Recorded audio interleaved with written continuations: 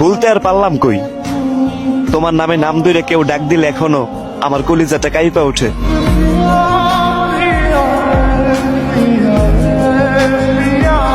কারো মায়ায় পেরো না, সুন্দর জীবন নষ্ট হয়ে যাবে। কাউকে ততটুকুই মূল্য দেন যতটুকু তার প্রয়োজন। মানুষকে বেশি মূল্য দিতে গেলে সস্তা মনে করে। আজকাল মানুষ এমন হয়ে গেছে, কেউ সম্পর্ক নিজে ভাঙতে চায় না, অথচ আপনার সামনে এমন এক পরিস্থিতি দাঁড় করাবে যেন সম্পর্কটা আপনি নিজেই ভেঙে দেন। আর এমন ভাবে আপনাকে বুঝাবে যেন সব ছিল আপনার দোষ, আর সে ছিল নির্দোষ। এই দুনিয়ার মানুষগুলা না অনেক স্বার্থপর। চেহারা দেখা কথা কয় আর টাকা দেখা ভালোবাসে।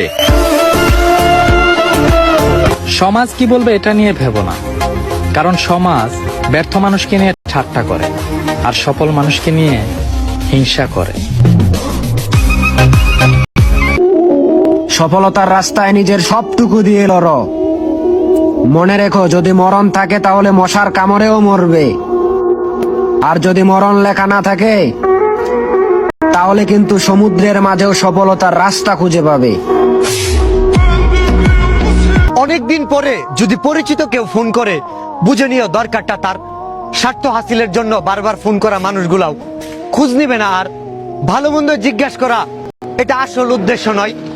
প্রয়োজনে যাকে পাশে পাওনি সেও স্বার্থের জন্য কথা কয়। প্রয়োজনে খুঁজে যারা, খুঁজে লাভ নাই। আমার দুঃসময় দেখেছি কে কে পাশে ছিল ভাই। কাজ থেকে ফিরতে না ফিরতেই পরের দিন কাজে যাওয়ার সময় হয়ে যায়।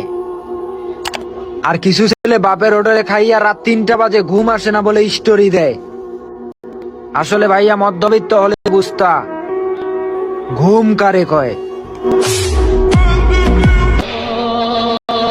আমার জীবনটা এখন এমন হয়ে গেছে, যেদিকেই তাকাই শুধু অন্ধকার দেখা যায়।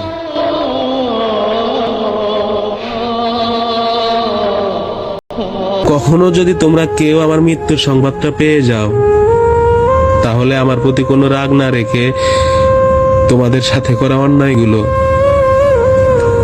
তোমরা আমাকে মাফ করে দিও।